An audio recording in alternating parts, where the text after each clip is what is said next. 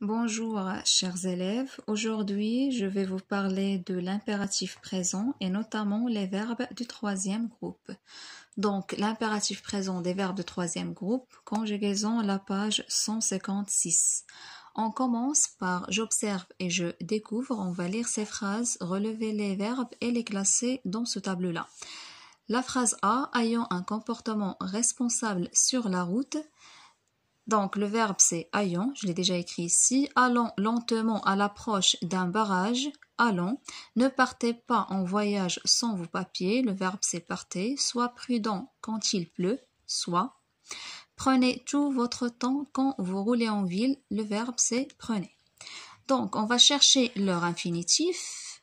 Ayant, c'est le verbe avoir. Allons, aller. Partez, le verbe partir. Soit, c'est le verbe être. Et prenez, c'est le verbe prendre. Tous ces verbes-là appartiennent au troisième groupe. Alors, est-ce que ces verbes-là sont précédés d'un pronom personnel? On remarque que non. Il n'y a pas de pronom personnel devant ces verbes-là. On dit alors que les verbes ne sont pas précédés d'un pronom. Maintenant, on cherche à quelle personne ces verbes sont-ils conjugués. Donc, ayant, ONS, première personne du pluriel, nous. Même chose pour allons. Le verbe partez, EZ, deuxième personne du pluriel, soit se termine par un S, deuxième personne du singulier tu, et prenez EZ, deuxième personne du pluriel, vous. Donc, les pronoms personnels sont tu, nous et vous. Quatrième question, qui exprime ces phrases? Donc, ce sont des phrases impératives. Elle exprime des conseils. Et là, pour récapituler ce qu'on vient de dire, donc l'impératif présent, c'est la conjugaison qu'on n'a que trois personnes. Tu, nous et vous. Et n'a pas de pronom personnel, ça veut dire on n'exprime pas, on ne dit pas tu, nous et vous. Même radical qu'au présent de l'indicatif, c'est dans la plupart des cas. Et les terminaisons sont S, ONS et EZ. Quelques exemples ici. Partir, part, partant, partez, S, ONS, EZ. Venir, vient, venons et venez. Faites attention au deuxième personne du singulier parce que ça change le radical. Sortir, sort, sortant et sortez. Toujours S, ONS et EZ. Donc, maintenant, on va voir les verbes qui se terminent par DRE.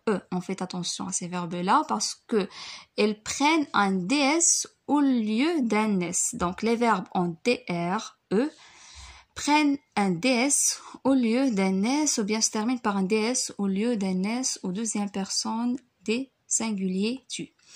Sauf les verbes endre qui se terminent par endre et soudre. Exemple, prendre, tordre, donc prend, DS et non pas un S, prenons, prenez. Tordre, tord, tordant, tordez. Exemple d'un verbe qui se termine par endre, le verbe craindre, craint, craignez, craignons, pardon, craignez, donc se termine par un S et non pas un DS. Et exemple des verbes qui se terminent par soudre, résoudre, résout, S, résolvant, résolvez, faites attention, ce verbe-là change un petit peu le radical. Là, on a 4 d'autres verbes qui se conjuguent ainsi à l'impératif, donc savoir, sache, donc regardez ici, il se termine par un E et non pas un S, donc sache, sachant, sachez, vouloir, veuille, veillons, veuillez, et être, l'auxiliaire être ou avoir se conjugue ainsi, soit, soyons, soyez, et ayons, et ayez. Donc juste faites attention parce que quelques verbes se terminent par un S et non se terminent par un E et non pas un S, comme aussi le verbe offrir.